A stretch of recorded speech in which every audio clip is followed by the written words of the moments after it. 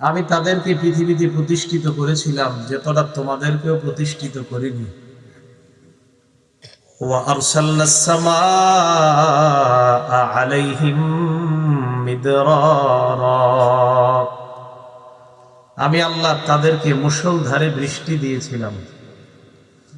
ওয়া জাআলনাল আনহারা তাজরি মিন তাহতিহিম, বৃষ্টির মাধ্যমে নদী নালা খাল বিল বানিয়ে দিয়েছি।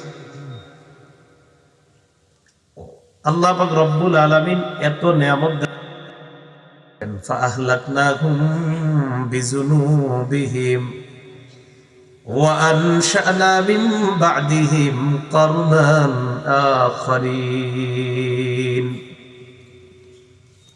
এত নিয়ামত দেওয়ার পরেও তাদের গুনাহের কারণে আমি আল্লাহ তাদেরকে ধ্বংস করে দিলাম।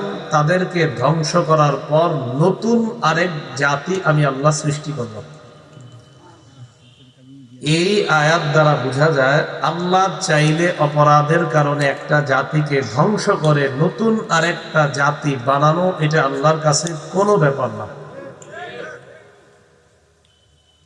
সূরা আনকাবুতের 39 এবং 40 নম্বর আয়াতে আল্লাহ বলেন, وقارون وفرعون وهامان।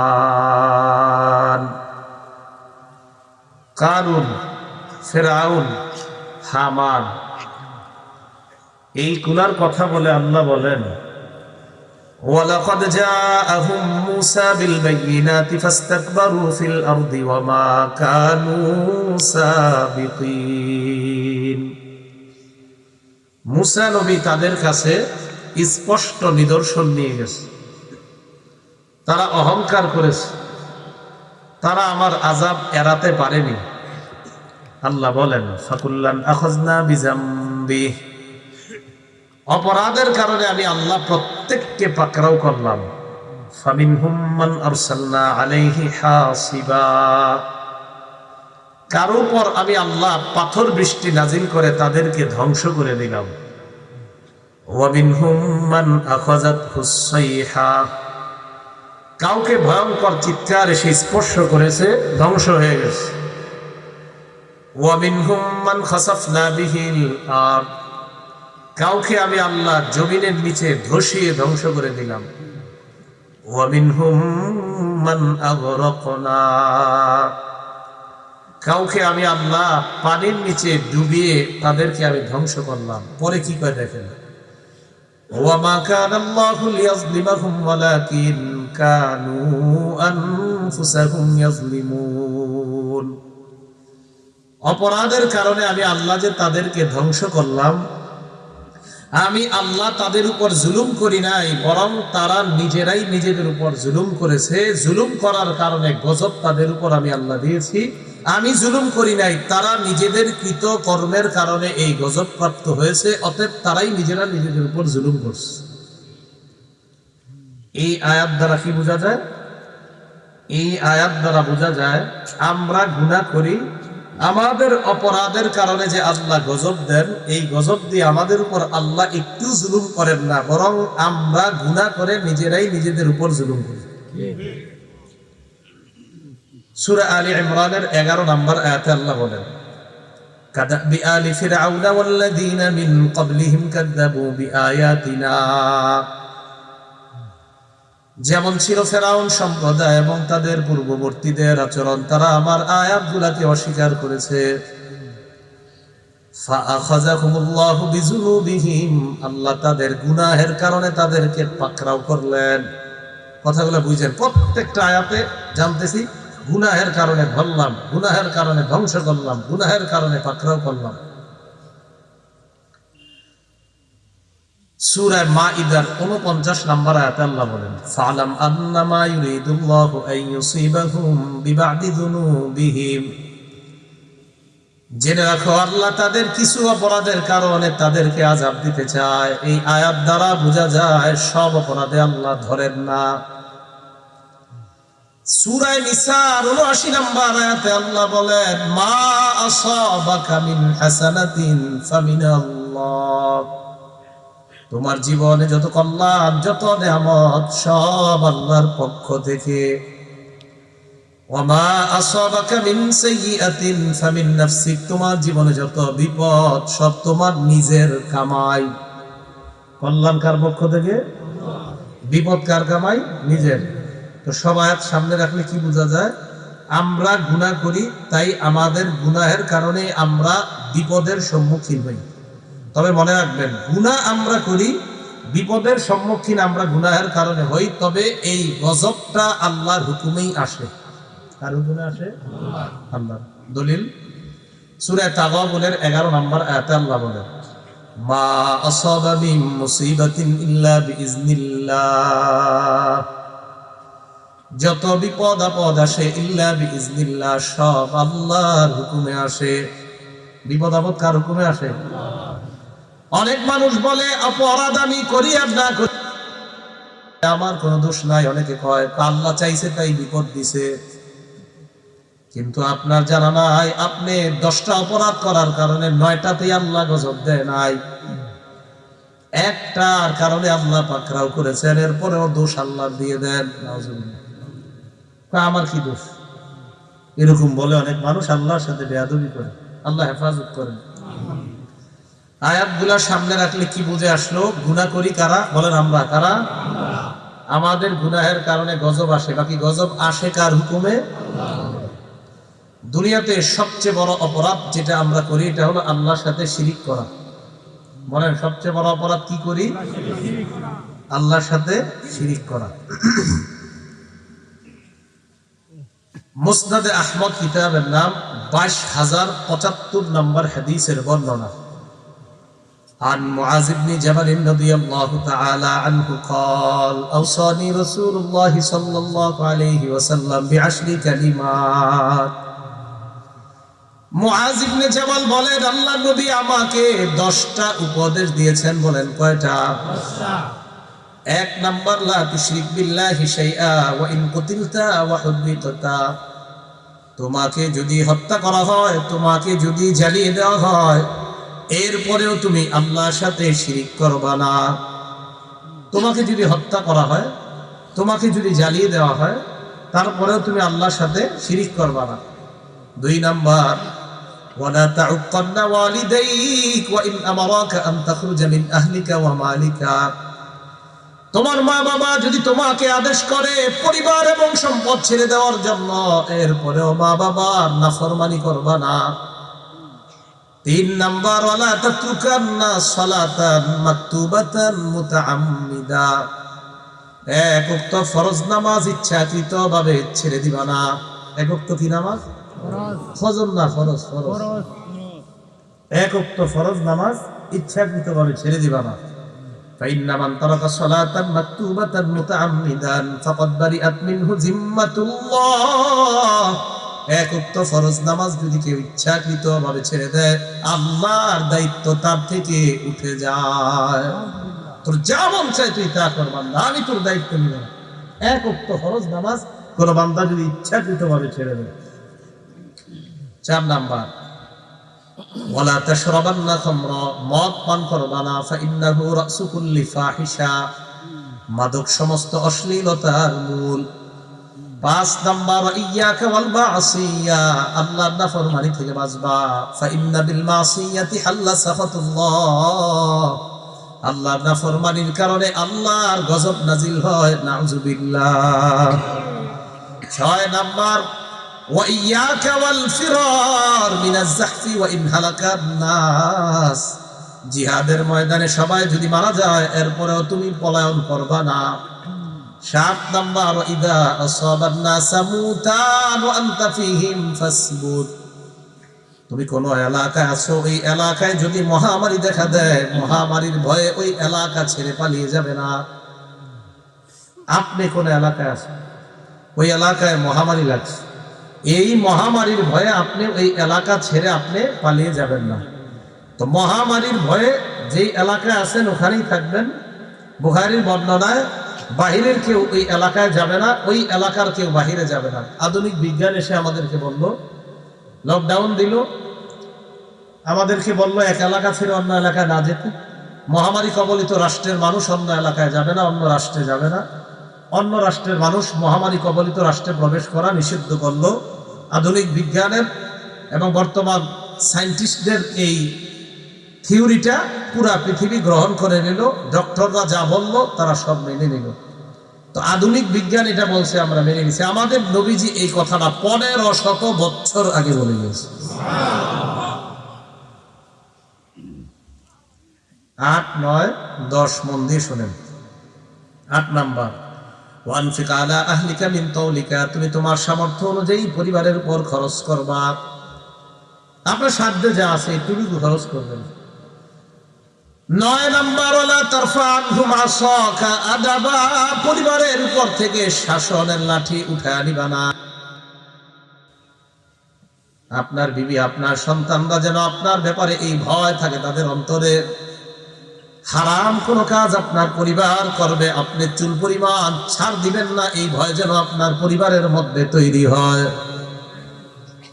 যে কোন হারাম কাজে আপনি আপনার পরিবারকে ছাড় দিবেন না, এই ভয় যেন তাদের মাঝে তৈরি হয়, এটা শাসনের লাঠি। 10 নাম্বার, আখিফুম ফিল্লাহি আযজা ওয়া জাল, পরিবারকে আল্লাহর ব্যাপারে ভয় দেখাও।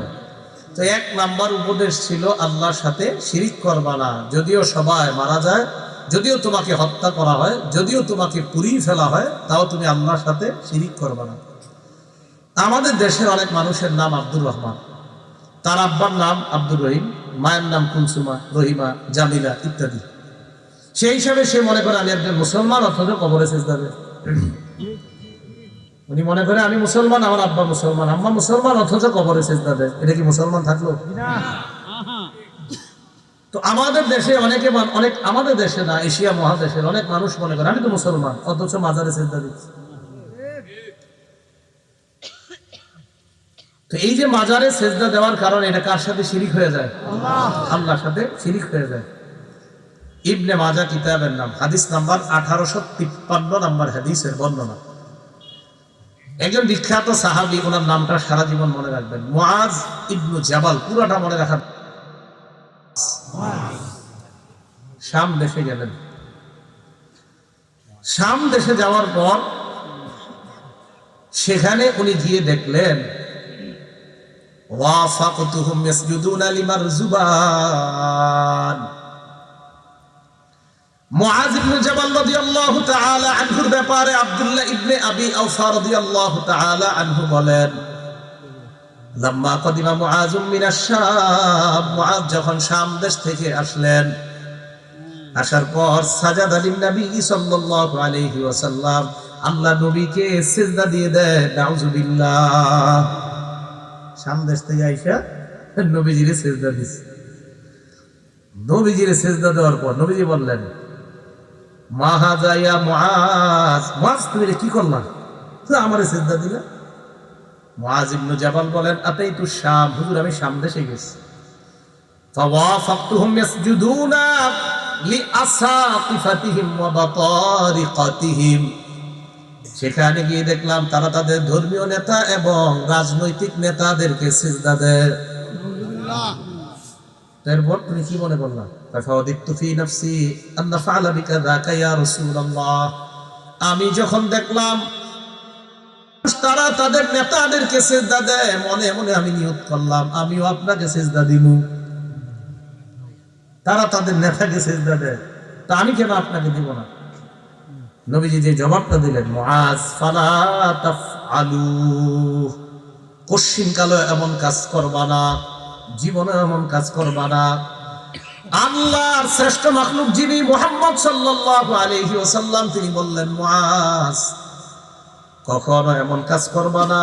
আল্লাহ নবীকে যেখানে সিজদা দেওয়া হারাম, দুনিয়ার যত পীর বলেন, শাইখুল হাদিস, মুহাদ্দিস, মুফতি, আল্লামা, মুফাসসির যাই বলেন, যেখানে নবীকে সিজদা দেওয়া হারাম, সেখানে অন্য যে কোনো কাউকে সিজদা দেওয়া হারাম। রাসূলকে সিজদা দেওয়াই জায়েজ নেই। আল্লাহর সবচেয়ে শ্রেষ্ঠ মাখলুক মুহাম্মদ সাল্লাল্লাহু আলাইহি সাল্লাম, ওনাকে সিজদা দেওয়া হারাম, সেখানে আমারে আপনারে সিজদা দেওয়া কিভাবে জায়েজ হবে? তাহলে বলেন, অন্য কাউকে সিজদা, আল্লাহ ছাড়া কাউকে সিজদা দেওয়া শিরক। বলেন কি শিরক? তাহলে এই সাহাবীর নামটা কি? মুআজ। আরেকজন কাইস ইবনে সাদ, পুরাটা মনে রাখা দরকার নেই, বলেন কাইস। একজন মুআজ আরেকজন কাইস। আবু দাউদ শরীফের 2140 নম্বর হাদিস, 2140। কাইস ইবনে সাদ রাদিয়াল্লাহু তাআলা আনহু তিনি বলেন, আতাইতুল হীরা, কুফার একটা এলাকার নাম হীরা। আমি হীরা দেশে গেলাম, যাওয়ার পর ফারাআইতুহুম ইয়াসজুদুনা লিমারজুবানিল লাহুম, সেখানে গিয়ে দেখলাম তারা তাদের নেতাকে সিজদা দেয়। নাউযুবিল্লাহ। দেখেন উনি কি কয়, ফাকুলতু ফি নাফসি ওয়া রাসূলুল্লাহি আহাক্কু আইয়ুসজাদা লা। মানুষকে সিজদা দেওয়া যদি জায়েজ হয়, আল্লাহর নবী সবচাইতে সিজদা পাওয়ার বেশি যোগ্য।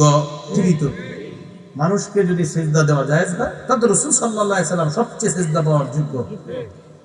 উনি বলেন, আমি নবীজির কাছে আসলাম, আতাইতুন নাবিয়্য সাল্লাল্লাহু আলাইহি ওয়াসাল্লাম, আল্লাহর নবীর কাছে আসলাম। আসার পর বললাম, ইয়া রাসূলুল্লাহ আতাইতুল হীরা, আমি হীরা দেশে গেলাম, সেখানে দেখলাম তারা তাদের নেতাকে সিজদা দেয়। আমি চিন্তা করলাম, আনতা ওয়া রাসূলুল্লাহ ফাআনতা ইয়া রাসূলুল্লাহ আহাক্কু আন নাসজুদা লাকা, আপনি তো সিজদা পাওয়ার বেশি যোগ্য, তাই আমরা আপনাকে সিজদা দিমু। এখন আমি আপনাকে সিজদা দিতে যাই। নবীজি বললেন, কাইস আরাইতা লাউ মারারতা বিকবরি আকুনতা তাসজুদু লা, তুমি যদি আমার কবরের পাশ দিয়ে গমন করতা, আমার কবর কি তুমি সিজদা করতা? রাসূল সাল্লাল্লাহু আলাইহি সাল্লাম কোথায়? দুনিয়াতে তখন না কবরে? দুনিয়াতে। নবীজি বলেন, আমার ইন্তেকালের পর আমাকে যেখানে তোমরা দাফন করবা, যেখানে আমার কবর হবে, এই কবরের পাশ দিয়ে যখন তুমি হাঁটো, তখন কি কবরকে সিজদা করবা? কাইস রাদিয়াল্লাহু তাআলা আন জবাব দিলা, ইয়া রাসূলুল্লাহ না, আমি আপনার কবরকে সিজদা করব না। নবীজি বললেন, শুনে রাখো, যেমনি ভাবে আমার কবরকে সিজদা দেওয়া হারাম, তেমনি ভাবে জীবদ্দশায় আমাকেও সিজদা দেওয়া হারাম। হাদিসের মাধ্যমে প্রমাণ হয়, দুনিয়ার সবচাইতে শ্রেষ্ঠ কবরটাকে সিজদা দেওয়া হারাম, আবার দুনিয়ার সবচাইতে শ্রেষ্ঠ মানুষটাকেও সিজদা দেওয়া হারাম। অতএব শ্রেষ্ঠ কবরে সিজদা দেওয়া যেহেতু হারাম, শ্রেষ্ঠ মানুষকে সিজদা দেওয়া যেহেতু হারাম, অতএব এই জায়গায় অন্য কোন মানুষ এবং তার কবর মাজারকে সিজদা দেওয়া হারাম, শিরক, কোনো সন্দেহ নাই। তাহলে অন্য কোন মাজারকে, কারো মানুষকে সিজদা দেওয়া শিরক। এটা কি মুখের কথা না দলিলের কথা? স্বয়ং রাসূল সাল্লাল্লাহু আলাইহি সাল্লাম নিষেধ করলেন। তাহলে আল্লাহ ছাড়া কাউকে সিজদা দেওয়া শিরক। বলেন কি? তো বলছিলাম, দুনিয়াতে আমরা যে অপরাধ করি, এর মধ্যে সবচেয়ে বড় অপরাধ হলো শিরক করা। আল্লাহ এই অপরাধ থেকে আমাদেরকে বেঁচে থাকার তৌফিক দান করেন। সহিহ বুখারীর বর্ণনা, 2766 নম্বর হাদিস, 2766 নম্বর হাদিস। ক্বালা রাসূলুল্লাহ সাল্লাল্লাহু আলাইহি ওয়াসাল্লাম, নবীজি বলেন, ইজতানিবুস সাবআল মুবিকাত, 7টা অপরাধ থেকে তোমরা বাঁচবা, যে 7টা অপরাধ তোমাদেরকে ধ্বংস করে দেয়। বলেন, কয় অপরাধ ধ্বংস করে? 7টা। 1 নাম্বার আশিরকু বিল্লাহ, আল্লাহর সাথে শিরিক করা থেকে বাঁচবা। 2 নাম্বার আসিহরু, জাদু করা, কাউকে জাদু করবেন না। একটা মেয়েরে আপনি বিয়ে করতে পারেন নাই, তাই এই মেয়েটার জীবন নষ্ট করে দিচ্ছেন জাদুর মাধ্যমে, কুফরি কালামের মাধ্যমে, এটা করবেন না।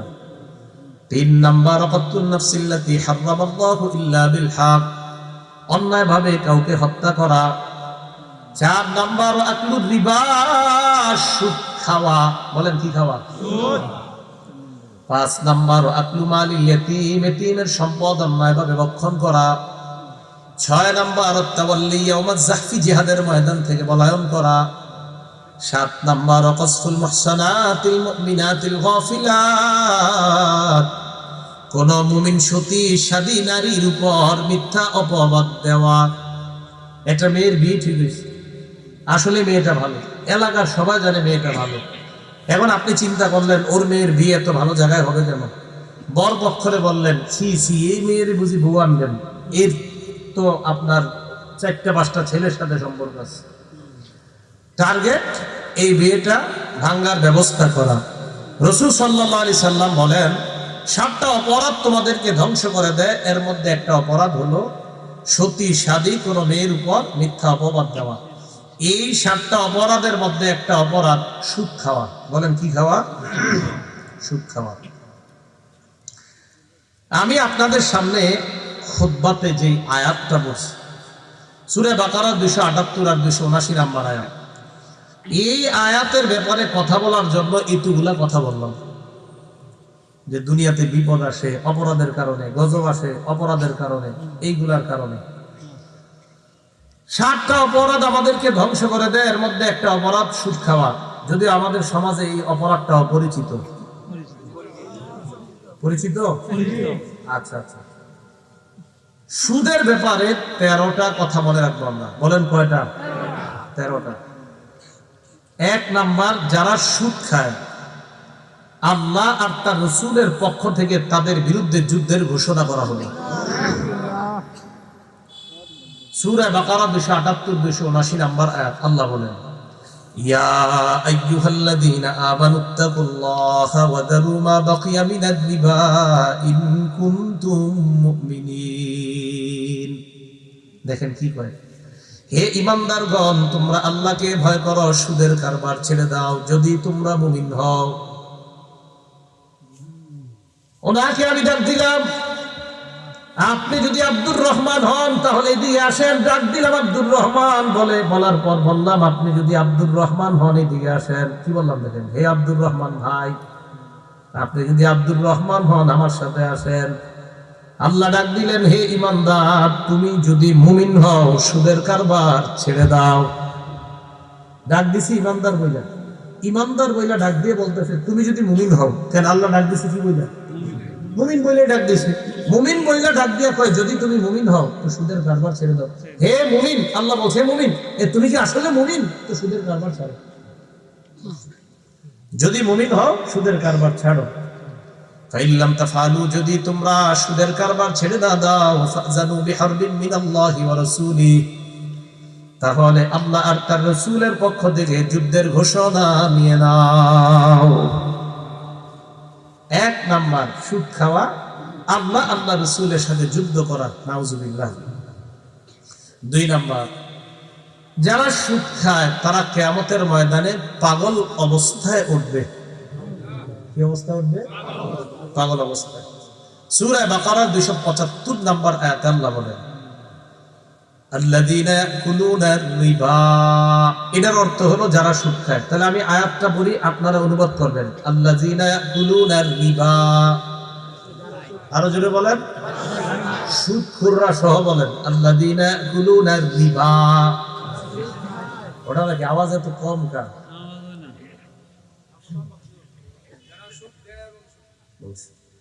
الذين يأكلون الربا, যারা সুদ খায়, লা ইয়াকুমুনা ইল্লা কামা ইয়াকুমুল্লাযী ইয়াতাখাব্বাতুহু আশ-শাইতানু মিনাল মাস।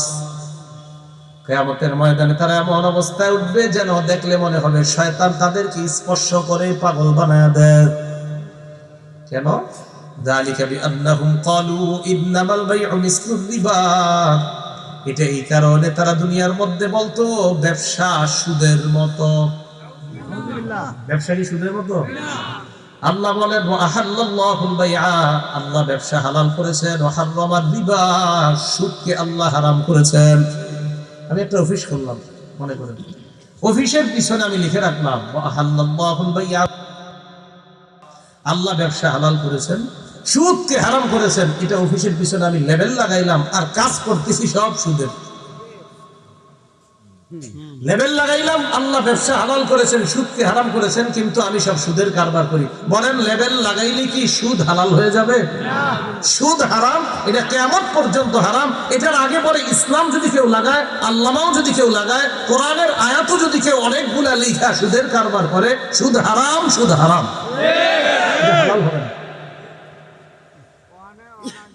তো যারা সুদ খায় কিয়ামতের ময়দানে তারা পাগল অবস্থায় উঠবে। 3 নাম্বারটা কিভাবে? আমার দিকে তাকান। যারা সুদ খায় তারা কিয়ামতের মাঠে এমন অবস্থা উঠবে মনে হবে তাদেরকে গলা চেপে শ্বাসরোধ করে কেউ হত্যা করার চেষ্টা করছে। এই শ্বাসরুদ্ধ অবস্থায় এই ব্যক্তি কিয়ামতের মাঠে উঠবে। কাউরে ফাঁসি দিতে গেলে রশি দিয়ে টান দিলে জিহ্বাটা বের হয়ে হা হা শ্বাসরোধ অবস্থা, এই অবস্থায় সুদখোর কিয়ামতের মাঠে উঠবে। উমদাতুত তাফসীর 1 নম্বর খণ্ড 330 নম্বর পৃষ্ঠা। আর আব্দুল্লাহ ইবনে আব্বাস রাদিয়াল্লাহু তাআলা আনহুমা قال আকিলুর রিবা ইবাসু ইয়াউমাল কিয়ামাতি মাজনুনান ইউখনাক। আব্দুল্লাহ ইবনে আব্বাস বলেন, সুদখোরকে কিয়ামতের ময়দানে এমন অবস্থায় উঠানো হবে, দেখলে মনে হবে পাগল, আর মনে হবে তার গলাটা কেউ চেপে ধরে তাকে শ্বাসরোধ করে হত্যা করা হচ্ছে। এই কিতাবের মধ্যে আছে কিয়ামতের ময়দানে ইউকালু লিআকিলির রিবা, সুদখোরকে বলা হবে কুসিলাহাকা লিল হার, ও সুদখোর তুমি তোমার অস্ত্রটা নাও আমি আল্লাহর সাথে লড়াই করার জন্য। হ্যাঁ, সুদখোরকে বলা হবে তুমি তোমার অস্ত্রটা নাও। তোমার অস্ত্র সুদ। সুদখোরের অস্ত্র কি? তুমি তোমার অস্ত্র নাও, আমার সাথে লড়াই করো। 4 নাম্বার, আপনাদের এই এলাকা কি নাম? এই খামা এলাকায় যারা সুদ খায়, আপনারা ভালো যারা সুদ খান না, এই ভালো মানুষগুলো সুদখোরদের কারণে এই সুদখোররা আল্লাহর আযাব বৈধ করে নেয়। আল্লাহ দিতে চায় না, কিন্তু সুদখোররা আযাব বৈধ করে নেয়। দলিল আত-তারগীব ওয়াত তারহিব হাদিসের কিতাব 3 নম্বর খণ্ড 59 নম্বর পৃষ্ঠা। এই কিতাবের মধ্যে আসছে আব্দুল্লাহ ইবনে আব্বাস রাদিয়াল্লাহু তাআলা আনহুমার বর্ণনা, দেখেন কি বলে। আর আব্দুল্লাহ ইবনে আব্বাস রাদিয়াল্লাহু তাআলা আনহুমা قال قال رسول الله صلى الله عليه وسلم। আব্দুল্লাহ ইবনে আব্বাস রাদিয়াল্লাহু তাআলা আনহুমার বর্ণনা, আল্লাহর নবী বলেন, ইযা যাহারাজ জিনা ওয়ার রিবা ফি ক্বরিয়া, কোন এলাকার মধ্যে যখন দুইটা অপরাধ বেড়ে যায়, কয়টা? 1 নাম্বার ব্যভিচার, 2 নাম্বার সুদের কারবার। বলেন কয় অপরাধ বাড়ে? 1 নাম্বার قد احلوا بانفسهم عذاب الله, এই ব্যভিচারকারীর দল আর সুদখোরের দল আল্লাহর আযাব ওই এলাকার জন্য বৈধ করে নেয়। আল্লাহ আযাব দিতে চায় না, এরা বৈধ করে টেনে নিয়ে আসে। এখন কথা হলো, আপনারা যারা সুদ খান না, আপনাদের কি কর্তব্য? অনেকে কি করে জানেন? সুদ যারা খায় না, এরা কয়, যদি বলেন ভাই অমুক আপনার ছেলেটা সুদের কারবারে জড়িত, তো আমার কি, ও খাক। আবার মনে করেন এলাকার অনেক মুরব্বী মাশাআল্লাহ 5 ওয়াক্ত নামাজ পড়ে, সোমবারে রোজা রাখে, বৃহস্পতিবার রোজা রাখে, কোনো গুনাহ করে না। ওনারা যদি বলেন ভাই অমুকে সুদ খাই, কিছু কর না, আরে কইও না, ওর খানা ও খাক, আমি কি করবো? না, আপনি বলতে হবে। না বললেই যে বললেন ও খানা ও খাক, আপনি যদি না বলেন মরণের আগে আপনিও বিপদে পড়বেন। قال رسول الله صلى الله عليه وسلم, নবীজি বলেন, মা মিন রাজুলিন ইয়াকুনু ফি কওমিন ইউমালু ফীহিম বিল মাআসি। নবীজি বলেন, তুমি কোন এলাকার মধ্যে আছো, এই এলাকার মধ্যে গুনাহ হয়, ইয়াকদিরুনা আলা আইয়ুগাইরু, তুমি পরিবর্তন করতে সক্ষম ওই গুনাহটা, এটা গুনাহ হয়, এটা বাধা দিতে সক্ষম আপনি। ফালা আইয়ুগাইরু, এরপরেও আপনি বাধা দেন না, ইল্লা আসাবাহুমুল্লাহু বিআযাবিন মিন ক্বাবলি আইয়ামুতু, মরণের আগে আল্লাহর গজব তোমার উপর আসবে, তুমি নিশ্চিত থাকো। এখন মনে করেন নবীজি বলছে 3 অবস্থায় বাধা দেওয়ার কথা। 1, হাত দিয়ে না পারেন। 2 নাম্বার মুখ দিয়ে। আচ্ছা, মুখ দিয়েও তো মারা যায়, অন্তত মুখ চেষ্টা করো না। কে বলবে এই কথাটাও বলে না। এই যে আপনি চুপ রইলেন, মুখ দিয়েও তো বলতে পারতেন। কে জানে আপনি 1 বার 2 বার 10 বার বলার কারণে হতে পারে সেটা ফিরত আসতে, কিন্তু আপনি একবারও বলেন না, মুখ দিয়ে উল্টা বললেন কি ওর খানা ও খাক, আমার কি। মনে রাখবেন, মরণের আগে আপনি আযাবের জন্য প্রস্তুত থাকেন। তাহলে কি বোঝা যায়? যে এলাকায় সুদের কারবার চলে, অন্যরা কি চুপ থাকা যাবে না বলতে হবে কিছু? অন্যরা যারা খান না চুপ থাকতে পারবেন না। 5 নাম্বার, যারা সুদ খায় তাদের কারণে দেশে দুর্ভিক্ষ আসবে। কি আসবে? এখন আমাদের দেশে কি স্লোগান চলছে? দুর্ভিক্ষ আসতে পারে। আপনি ডাক্তারের কাছে গেছেন, জ্বর হয়েছে আপনার, তো ডাক্তার বললো আপনি এই ট্যাবলেট গুলো খান, ইনশাল্লাহ আল্লাহ চাইলে ভালো হয়ে যাবে। এখন আমাদের দেশে একটা অসুস্থতার আশঙ্কা আছে, কি যে দুর্ভিক্ষ নামক একটা রোগ আসতে পারে। তো এই রোগ কেন আসে? ডাক্তার আলট্রাসোনোগ্রাম করে দেখে যে এই কারণে আপনার রোগ আসে। এখন কথা হলো, দুর্ভিক্ষ নামক রোগ, দুর্ভিক্ষ নামক গজব কেন আসে? 2 কারণে আসে। 1, সুদের কারবারে, 2 নাম্বার ওজনে কম দিলে। অতএব যদি দুর্ভিক্ষ নামক গজব, দুর্ভিক্ষ নামক রোগ দূর করতে চান, তাহলে সুদের কারবার আর ওজনে কম দেওয়া বন্ধ করে দেন, দুর্ভিক্ষ চলে যাবে সোজা হিসাব। আপনি শুধু খাইবেন, আবার হুজুরের কাছে দোয়া চাইবেন, হুজুর বাঁচতেছি না, সামনে তো দুর্ভিক্ষ, দোয়া করেন। তো হুজুর তো আপনার জন্য দোয়া করতেছি ইচ্ছা মতো, কিন্তু আপনি সুদ খান, আপনি তো দুর্ভিক্ষ আনতেছেন, আপনি আবার কি দোয়া চাইবেন? হ্যাঁ, ঠিকের আওয়াজ দিয়ে একটা না, টেনশনে পড়ে গেছেন। জি, সুদখোররা আপনাদের কারণে, আর ওজনে যারা কম দিচ্ছেন আপনাদের কারণে দেশে দুর্ভিক্ষ আসতেছে। এই অপরাধ ছেড়ে দেন, তো দুর্ভিক্ষ আসবে না। 5 নাম্বার, সুদের কারণে এলাকায় দুর্ভিক্ষ আসে। যদিও আমার ওজনে কম দেওয়া আমার আলোচনার বিষয়বস্তু না, এরপরে মনে রাখবেন ইবনে মাজার 4019 নম্বর হাদিসে আসে 5টি পরীক্ষা দ্বারা উম্মতকে পরীক্ষা করা হবে। এর মধ্যে দ্বিতীয় পরীক্ষাটাই, যে দেশের মানুষ ওজনে কম দিবে সেই দেশে আল্লাহ দুর্ভিক্ষ দিবে। এটা এমনি বলে দিলাম, তাহলে সুদের কথাটা শুনেন। 5 নাম্বার, যে ব্যক্তি সুদ খায় তার কারণে এলাকায় দুর্ভিক্ষ আসে। দলিল মুসনাদ আহমদ কিতাবের নাম, হাদিস নাম্বার 17822 নম্বর হাদিস। এই হাদিসের মধ্যে আসছে عن عمرو بن العاص رضي الله تعالى عنه قال عمرو بن العاص رضي الله تعالى عنه বর্ণনা ما من قوم يظهر فيهم الربا إلا أخذوا بالسنة। কোন এলাকার মধ্যে যদি সুদের কারবার বেড়ে যায় তাদেরকে দুর্ভিক্ষ দ্বারা পাকড়াও করা হবে। ওয়া মিন কওমিন ইয়াযহারু ফীহিমুর রিশা, কোন এলাকার মধ্যে যদি ঘুষের কারবার বেড়ে যায় ইল্লা উখিযু বির-রুবি, ওই এলাকার পুরুষগুলা কাপুরুষ হয়ে যাবে। হুজুর আমাদের খামা এলাকায় 100% মুসলমান, মাশাআল্লাহ, ভালো কথা। তা আপনাদের এলাকায় তো কোনো খারাপ কাজ হওয়ার কথা না, খারাপ কাজ হলে বাধা দেননি, হুজুর তখন সাহস হয় না, হবে কেমনে? ঘুষের কারবার বাড়লে পুরুষ কাপুরুষ হবে। তো 5 নাম্বার, সুদের কারণে দুর্ভিক্ষ আসে। 6 নাম্বার, যারা সুদ খায় তারা পেটের মধ্যে সাপ ঢুকাইতেছে। কি ঢুকাইতেছেন? ইবনে মাজাহ 2273, কত হয়? 2273 নম্বর হাদিস, 2273।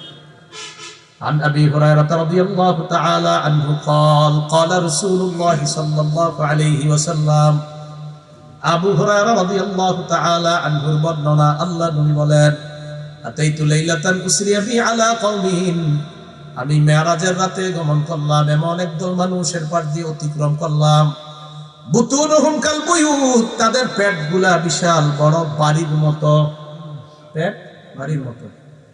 নবীজি বলেন ফিহা আল হাইয়াত তুরা মিন খারিজি বুতুনিহিম, বাহির থেকে দেখা যায় ভিতরে বিশাল বড় বড় সাপ দৌড়ায়। পেট বাড়ির মতো, বাহির থেকে দেখা যায় ভিতরে সাপ দৌড়ায়। নবীজি বলেন আমি প্রশ্ন করলাম মান হাউলাই ইয়া জিবরিল, জিবরিল এরা কারা? জিবরিল আমিন জবাব দেয় হাউলাই আকালাতুর রিবা ইয়া রাসূলুল্লাহ, এরা হলো সুদখোরের দল। এগুলো 6। 7 নাম্বার, যারা সুদ খান তারা আপন মায়ের সাথে ব্যভিচার করে। আপন মাকে বিয়ে করা, সুদ খাওয়া। ইবনে মাজাহ 2274, 2275 দুই হাদিসের মধ্যে আছে। নবীজি সাল্লাল্লাহু আলাইহি সাল্লাম বলেন আর রিবা সাবউনা হুবা আইসারুহা আইয়ান কিহার রাজুল উম্মাহ, সুদের গুনাহের শাখা 70টা। বলেন সুদের গুনাহের শাখা কয়টা? আইসারুহা সবচাইতে নিম্ন শাখা, আইয়ান কিহার রাজুল উম্মাহ সবচাইতে নিম্ন শাখা আপন মাকে বিয়ে করা, জিনা করা। যুবক ভাই যারা আছেন, বোন যারা আছেন, আমার মহিলারা কি ওয়াজের ব্যবস্থা আছে না? আমার মা বোনরা ভাইয়েরা যারা আছেন, আপনি আপনার আব্বাকে বললেন, আমি শিখিয়ে দিই আপনাদেরকে কৌশলটা। আপনাদের বাবাকে বলবেন আব্বা বছরে আমাকে 12টা প্যান্ট, 12টা শার্ট, 12টা পাঞ্জাবি গেঞ্জি দেওয়া দরকার নেই, আপনি হালাল টাকায় পারলে একটা দিন, হারাম টাকা আপনি আমাকে একটা দেওয়া দরকার নেই। মা বোনরা মেয়েরা যারা আছেন, আপনি আপনার আব্বাকে বলেন আব্বা সাজগুজ করার জন্য আপনি হারাম টাকায় আমাকে এত কিছু দেওয়ার দরকার নেই, হালাল টাকায় যদি পারেন আমাকে কিছু দিয়েন, হারাম টাকায় দিয়েন না। আমি আশাবাদী কোনো মেয়ে কোনো ছেলে তার বাবাকে যদি সুদের কাছ থেকে ফিরে আসতে বলে, আমি আশাবাদী ইনশাআল্লাহ ওই বাবা সুদের কারবার থেকে ফিরে আসবে। কেন? কারণ একটা বাবা সুদ খায় কেন বলেন তো? ছেলে মেয়ের ভালো উন্নতি, মানে একটু ধরে নেই, মানে তাদের ভালোর জন্যই তো। একটু বেশি টাকা হবে, ছেলেটা ভালো থাকলো, মেয়েটা ভালো থাকলো। কিন্তু দেখেন এটা তো হারাম। মা বোন যারা আছেন আমার এখানে, আপনারা আপনার স্বামীকে বলবেন স্বামী আমার হালাল টাকায় পারো, যতটুক পারো আমারে খাওয়াও পড়াও, হারাম টাকা একটু আমাদের ঘরে দরকার নাই। ইনশাল্লাহ একটা স্ত্রী তার স্বামীকে পারে সুদের কাছ থেকে ফিরে আনতে, ইনশাল্লাহ। তো এই কথাগুলা যদি আমরা পারিবারিকভাবে সবাই একটু আপোষের মধ্যে মিলেমিশে হারাম থেকে বাঁচার একটা চেষ্টা করা যায় কিনা বলেন? আল্লাহ তৌফিক দান করেন। 8 নাম্বার, যারা সুদ খায় তাদের দুনিয়া বরবাদ, আখিরাত বরবাদ। এটা থেকেই তো আমরা আলোচনা আসলাম। ওই যে বুখারী 2766 নম্বর হাদিস, 7 অপরাধ আমাদেরকে ধ্বংস করে দেয়, এর মধ্যে একটা আকলুর রিবা, সুদ খাওয়া। 9 নাম্বারটা একটু দেখেন আমার দিকে মন দিয়ে। আজকে আপনি মারা গেছেন, আমি দোয়া করি আল্লাহ যেন সুদি কারবারে লেনদেন অবস্থায় আমাদের কারো মরণ না দেয়। সুদ থেকে ফিরে এসে একদম ভালো হয়ে ইমান, পাক্কা ইমান নিয়ে কবরে যাব, এমন অবস্থায় যেন আল্লাহ আমাদেরকে দেয়। সুদি লেনদেনে কারো যেন মরণ না হয়। যদি হয়, আল্লাহ না করেন, কিন্তু যদি হয়, এই যে আপনারে কবর দিয়ে আসলাম, কবর দেওয়ার পরে আপনি একটা নদীর মধ্যে সাঁতার কাটতে থাকবেন কিয়ামত পর্যন্ত। কিয়ামতের আগে আপনি আর কিনারায় উঠতে পারবেন না। সহিহ বুখারী 2085 নম্বর হাদিসের বর্ণনা। সামুরা ইবনে জুনদুব রাদিয়াল্লাহু তাআলা আনহু বর্ণনা, তিনি বলেন, ফজরের নামাজের পর রাসূলুল্লাহ সাল্লাল্লাহু আলাইহি সাল্লাম আমাদেরকে বললেন, রাআইতুল লাইলাতা রাজুলাইন আতায়ান, দুই ব্যক্তি রাতের বেলা আমার কাছে আসছে, আসার পর ফাখরাজানি ইলা আরদিল মুকদ্দাসা, আমাকে একটা পবিত্র জমিনের দিকে নিয়ে যায়, পবিত্র ভূমির দিকে নিয়ে যায়। নবীজি বলেন, ফান্তলাকনা, তিনজন চলতে লাগলাম, এর মধ্যে দুইজন ফেরেশতা, একজন হলেন নবীজি সাল্লাল্লাহু আলাইহি ওয়াসাল্লাম। আমরা তিনজন চলতে লাগলাম, হাত্তা আতাইনা আলা নাহরিম মিন দাম, একটা নদীর কাছে আসলাম, এই নদীর মধ্যে পানি না, তাকায় দেখি রক্ত আর রক্ত, নদীতে রক্ত। মনে করেন এটা নদী। নবীজি বলেন, নদীর মাঝখানে দেখলাম ফিহি রাজুলুন কাইম, মাঝে এক ব্যক্তি দাঁড়িয়ে আছে নদীর মাঝে, আর এটাকে কিনারা মনে করেন। আমি কিনারায় তাকাইলাম, তাকায় দেখলাম আলা ওয়াসতিন নাহরি রাজুলুন বাইনা ইয়াদাইহি হিজারা, নদীর কিনারায় এক ব্যক্তি দাঁড়িয়ে আছে, তার সামনে অসংখ্য অগণিত পাথর। ফাআকবালা আর-রাজুলুল লাযী ফিন নাহরি, নদীর মাঝখানের লোকটা সাঁতার কেটে কিনারার দিকে উঠতে চায়। যেই মাত্র লোকটা কিনারার দিকে রওনা করে, রামার রাজুলু বিহাজারিন ফিহি, কিনারার লোকটা পাথর নিয়ে ওই ব্যক্তির মুখ বরাবর বারে, রদ্দাহু হাইসু কানা, ওই ব্যক্তি আবার নদীর মাঝখানে চলে যায়। নবীজি বলেন, আমি অবাক হয়ে তাকায় রইলাম, কি ঘটনা কি? আমি তাকায় দেখি কুল্লামা জা আলিয়াতুজা, যত আমার লোকটা বের হতে চায় তত আবার পাথরের আঘাত খায়, ইয়ারজিউ হাইসু কানা, আবার আগের জায়গায় চলে যায়। জিবরিল আমিন আমাকে বলে, ইয়া রাসূলুল্লাহ, আল্লাযী রাআইতাহু ফিন নাহরি আকিলুর রিবা, যারা আপনি রক্তের নদীর মধ্যে সাঁতার কাটতে দেখলেন, এই লোকটা সুদখোর, নাউযুবিল্লাহ। সুদ খায় না, আল্লাহর রাস্তায় সুদ খায় না। এগুলো 9 নাম্বার। পায়ে ধরলে ছেড়ে দিবেন, এরকম কেউ আছেন আপনাদের মাহফিলে গিয়ে যে আমি আপনার পায়ে ধরি, হুজুর আপনি আমার পায়ে ধরেন, তা ছেড়ে দিবেন? বলেন, আসি ওখানে গিয়ে পায়ে ধরবো একদম ওনাদের সামনে। এটা মুখে এমনি দেখানোর জন্য বলতেন, সত্যি সত্যি বলতেন, আমার পায়ে ধরাতে যদি আপনি জাহান্নাম থেকে বেঁচে যান তো সমস্যা নেই। এটা আপনার জীবনটা ধ্বংস করে দিচ্ছে। এটা খায়েন না, এটা আপনার পরিবারটাকে শেষ করে দিচ্ছে। আল্লাহর রাস্তায় এটার হাত দিয়েন না। রাসূল সাল্লাল্লাহু আলাইহি সাল্লাম বলছেন, সহিহুল জামে 1730 নম্বর হাদিসে রাসূল সাল্লাল্লাহু আলাইহি সাল্লাম বলেন, লা ইয়াদখুলুল জান্নাতা জাসাদুন গুজিয়া বিল হারাম, ওই শরীর জান্নাতে যাবে না যে শরীর হারাম টাকায় লালিত পালিত হয়। আপনার ছেলেরা, আপনার মেয়েটাকে এই টাকা আপনি বড় করছেন, এদের ঠিকানা জাহান্নাম হবে, নাউযুবিল্লাহ। 10 নম্বর, যে ব্যক্তি সুদ খায়, যে সুদ দেয়, যে সুদের কারবার লেখে, যে সুদের সাক্ষী দেয়, কয়জন হলো? এই 4 জনকে আল্লাহ রাসূল অভিশাপ দেন। সুদ খায়, সুদ দেয়, সুদের লেখক, সুদের সাক্ষীদাতা। নাসাই শরীফের 5103 নম্বর হাদিসের বর্ণনা। عن علي بن أبي طالب رضي الله تعالى عنه قال أن رسول الله صلى الله عليه وسلم لعن آكل الربا وموكلا وكاتبا পরের বর্ণনায় وشاهدا। আলী রাদিয়াল্লাহু তাআলা আনহু বলেন, নবীজি সুদখোরকে অভিশাপ দেয়, সুদদাতাকে অভিশাপ দেয়, সুদের লেখককে অভিশাপ দেয়, সুদের সাক্ষীদাতাকে অভিশাপ দেয়। এলাকার অনেক সহজ সরল মানুষ আছে কিছু, এদেরকে কি করে একজনে বলে, এই তোরা 5 জন আগামীকাল সকালে এই খামা বাজারে যাবি, বাজার আছে না? আচ্ছা, তোকে দাওয়াত আছে, মঠখোলা না? আচ্ছা, মঠখোলা বাজারে যাবি, দাওয়াত আছে। তো বেচারারা শীতকালে চাদর টাদর গায়ে গিয়ে দেখে হোটেলের মধ্যে 3টা পরোটা, 1টা বাজি, 1টা ডিম মামলেট করা, এরকম 5 জনের জন্য রেডি। তো 5 জন সহজ সরল মানুষ খাইছে এগুলো। খাওয়ার পরে কয়, তোমাদেরকে আনছি একটা কাজ করার জন্য। কি কাজ? তা আমি ওরে 5 লাখ টাকা দিব, তোমাকে 5 জনের সাক্ষী রাখবো। তো ঠিক আছে, সাক্ষী দিলাম, সমস্যা কি? তুই আব্দুর রহিম আব্দুল করিমের তুই নিবি 5 লাখ, দিলাম সাক্ষী। তবে 1 বছর পরে 5 লাখ দিব, দিবে 6 লাখ। 1 বছর পরে ফেরত দিবে কয় লাখ? দিচ্ছি। তো সহজ সরল মানুষ বুঝে না, তো সমস্যা বুঝে। আচ্ছা বলেন তো, এই 5 জন শুধু খাইলো বড়টা, ডিম আর বাজি, সুদের টাকা ধরছে? এই 5 জন ধরছে? এই 5 জন সুদ দিছে? সুদ দিল না, নিল না, খাইল না, ফাও ফাও আল্লাহ রাসূলের অভিশাপের তলে পড়ে যাচ্ছে সুদের। তাহলে সুদের লেখক হবো না, সাক্ষ্যদাতা হবো না, সুদ দিব না, সুদ খাবো না। আল্লাহ হেফাজত করুন। 11 নাম্বার, জেনে শুনে সামান্য পরিমাণ সুদ খাওয়া 36 বার ব্যভিচারের চাইতে বড় গুনাহ করা। মুসনাদ আহমদ কিতাবের নাম 22007 নম্বর হাদিসের বর্ণনা। নবীজি বলেন, দিরহামু রিবা ইয়াকুলহু রাজুল ওয়া হুয়া ইয়ালাম, জেনে শুনে সামান্য পরিমাণ সুদ খাওয়া আসাদ্দু মিন সিত্তি ওয়া সালাসিনা জিনা, 36 বার ব্যভিচারের চাইতে বড় অপরাধ করে। আল্লাহ আমাদেরকে হেফাজত করে। 12 নাম্বার, আবার দোয়া করি সুদী লেনদেনে যেন কারো মরণ না হয়। যদি হয়ে যায় তাহলে ওই ব্যক্তি জান্নাত থেকে বঞ্চিত হবে। মুস্তাদরাকে হাকিম 2260 নম্বর হাদিসের বর্ণনা।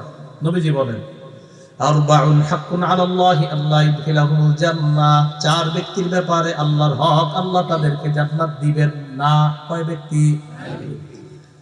1 নাম্বার, মুদবিনুল খামরি, শরাব পানকারী, যে নিয়মিত মদ পান করে তাকে জান্নাত না দেওয়া আল্লাহর হক। শরাব পান করে।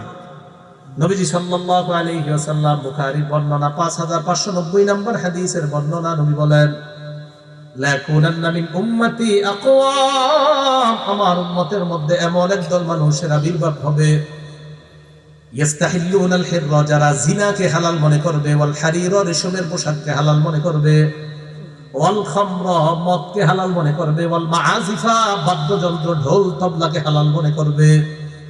আমার উম্মতের একদল মানুষ এমন হবে, জিনাকে হালাল মনে করবে, ব্যভিচারকে হালাল মনে করবে। সহিহ বুখারী 6612 নম্বর হাদিসে নবীজি বলেন, ইন্নাল্লাহা কাতাবা আলা ইবনি আদম হাজ্জাহু মিনাজ জিনা আদরাকা যালিকা লা মুহালা। এমন একটা সময় আসবে, আমার উম্মতের একদল মানুষকে আল্লাহ, আদম সন্তানকে আল্লাহ জিনার পরীক্ষা দ্বারা পরীক্ষা করবে। ফাজিনাল আইনি আন-নাস, চোখের জিনা হলো দেখা, ওয়াজিনাল লিসান আল মানতিক, মুখের জিনা কথা বলা। মুখের জিনা সরাসরি যার সাথে কথা বলা হারাম। মোবাইলে রাত 12টার পরে তার সাথে কথা বলা হারাম। 12টার পরে মানে আগে আবার যায় যেমন না, যার সাথে কথা বলা হারাম তার সাথে কথা বলা হারাম। যাকে সরাসরি দেখা হারাম, তাকে নাটক সিনেমায় দেখাও হারাম। তো নবীজি বলেন, আমার উম্মতের একদল জিনাকে হালাল মনে করবে, ব্যভিচারকে হালাল মনে করবে। নাম দিবি লিভ টুগেদার, নারী পুরুষ, প্রাপ্তবয়স্ক ছেলে, প্রাপ্তবয়স্ক মেয়ে একই সাথে একই ছাদের নিচে থাকবে, বিবাহিত দম্পতি মতো, তবে তারা বিবাহিত দম্পতি না, এরকম বলবেন। তো তাদেরকে যদি আপনারা অনৈতিক কাজে বাধা দিতে যান, তখন বলবে আইনি আশ্রয় নিব আমরা। কেন? যে আমরা দুইজনের সম্মতিতে এখানে আসি, একই ছাদের নিচে আসি, এটা আমাদের ব্যক্তিগত ব্যাপার। বলেন তো, বিবাহ বহির্ভূত সম্পর্কে একসাথে ব্যক্তিগত ব্যাপার নিয়ে একসাথে থাকা না, এটার নাম জিনা কিনা? স্বামী স্ত্রীর মতো আমরা থাকি, তবে স্বামী স্ত্রী না। কি সুন্দর কথা। এই চ্যাপ্টার মধ্যে নবীজি বলেন, মদ, এই মদখোর অবস্থা, মদ পান অবস্থায় যারা মারা যাবে, তারে জান্নাত না দেওয়া আল্লাহর হক। 2 নাম্বার, আকিলুদ রিবা, সুদখোর অবস্থায় যে ব্যক্তি মারা যাবে তাকে জান্নাত না দেওয়া আল্লাহর হক। 3 নাম্বার, আকিলু মালিল ইয়াতীম, এতিমের সম্পদ ভক্ষণকারীকে জান্নাত না দেওয়া আল্লাহর হক। বড় ভাই মারা গেছে, ছোট ভাইয়ের চিন্তা চেতনা হলো বড় ভাইয়ের যে ছেলে মেয়ে আছে এই ভাতিজা ভাতিজিগুলারে বুঝাইয়া কোনো মতে কলমের খোঁচা দিয়া বড় ভাইয়ের জমিনটা ছিনায় নেওয়া, জুলুম করে নেওয়া, এই জাতীয় মানুষ আমাদের দেশে আছে। মুসলিম শরীফের 1610 নম্বর হাদিস, এদিকে তাকান। রাসূল সাল্লাল্লাহু আলাইহি ওয়াসাল্লাম বলেন, মানি খাত্তাতা শিবরাম মিনাল আরদি জুলমা, এক বিঘত পরিমাণ সম্পদ যদি কারো জোর দখল কেউ করে দেয়, এটা শুধু যে এতিমের সম্পদ এমন না। আপনারা অনেক হাজী সাহেবরা সকাল ফজরটা পইরা কোদাল দিয়ে মাটি কাটতে কাটতে কাটতে কাটতে আরেকজনের আপনার করে দেন। কেউ যদি এক বিঘত পরিমাণ সম্পদ জোর দখল করে নেয়, কিয়ামতের ময়দানে আল্লাহ তার গলার মধ্যে 7 স্তরের জমিন ঝুলাইয়া দিবেন। এতিমের সম্পদ ভক্ষণকারী এই ব্যক্তি যদি এই অবস্থায় মারা যায়, তাকে 4 নাম্বার পিতা মাতার নাফরমান সন্তান, তাকে জান্নাত না দেওয়া আল্লাহর হক। এই গেল 12 নাম্বার।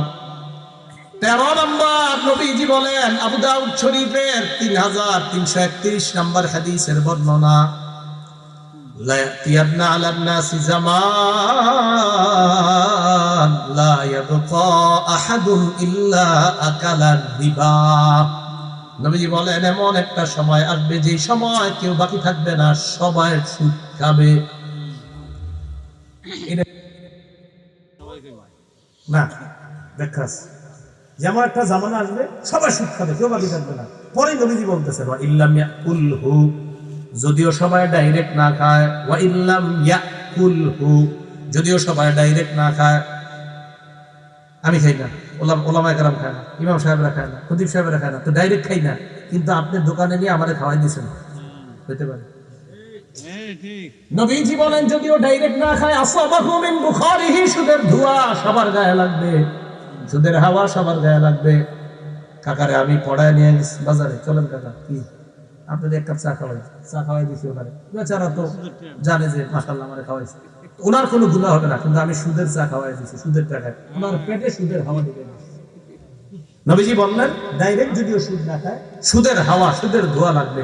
এই জন্য দেখবেন ফজর নামাজ পড়ছেন, মজা পাইছেন, জোহরও মজা পাইছেন, আসরও মজা পাইছেন, মাগরিবও মজা পাইছেন, এশার নামাজে গত 4 রাকাত 4 ওয়াক্তের মতো মজা পাবেন। ঘটনা কি? তখন মাথায় আনবেন, আচ্ছা মাগরিবের পর ইমাম সাহেবের কাছে গেছেন, যাওয়ার পরে বললেন, ইমাম সাহেব হুজুর, আমি 4 ওয়াক্ত নামাজ খুব মজা পাইছি, নামাজের মধ্যে খুব ভালো লাগছে, এশার নামাজে ওই 4 ওয়াক্তের মতো মজা পাই না। ইমাম সাহেব কয়, আচ্ছা মাগরিবের পরে আপনি কিছু খাইছেন?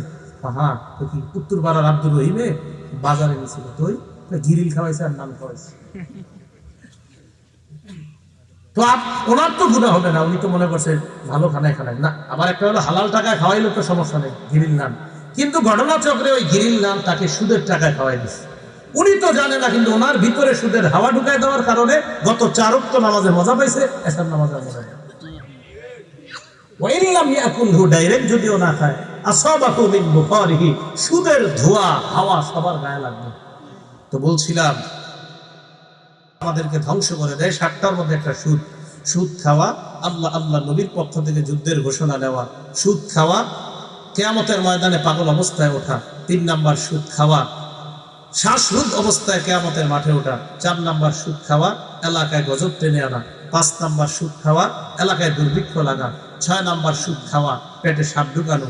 7 নাম্বার সুদ খাওয়া, আপন মায়ের সাথে ব্যভিচার করা। 8 নাম্বার সুদ খাওয়া, দুনিয়া ধ্বংস করা, আখিরাত ধ্বংস করা। 9 নাম্বার সুদ খাওয়া, কিয়ামত পর্যন্ত রক্তের নদীতে সাঁতার কাটা। 10 নাম্বার সুদ খাওয়া, আল্লাহ রাসূলের অভিশপ্ত বান্দা উম্মত হওয়া। 11 নাম্বার সুদ খাওয়া, 36 বার ব্যভিচারের চাইতে বড় অপরাধ করা। 12 নাম্বার সুদ খাওয়া, আল্লাহ জান্নাত থেকে বঞ্চিত হওয়া। 13 নাম্বার, সবাই সুদ খাবে, যদিও না খায়, সুদের হাওয়া অজান্তে হলেও কারো না কারো পেটে, কারো না কারো শরীরে লেগে যাবে। আল্লাহ আমাদের সকলকে, গোটা সমাজকে এই সুদী কারবার সহ সমস্ত অপরাধ, যে অপরাধের কারণে আমাদের দেশে মহামারী এবং দুর্ভিক্ষের সম্ভাবনা, এই জাতীয় অপরাধ থেকে যেন আমরা সবাই বেঁচে থাকতে পারি, আল্লাহ তৌফিক দান করেন। আমিন। আখিরু দাওয়ানা আনিল হামদুলিল্লাহি রাব্বিল আলামিন।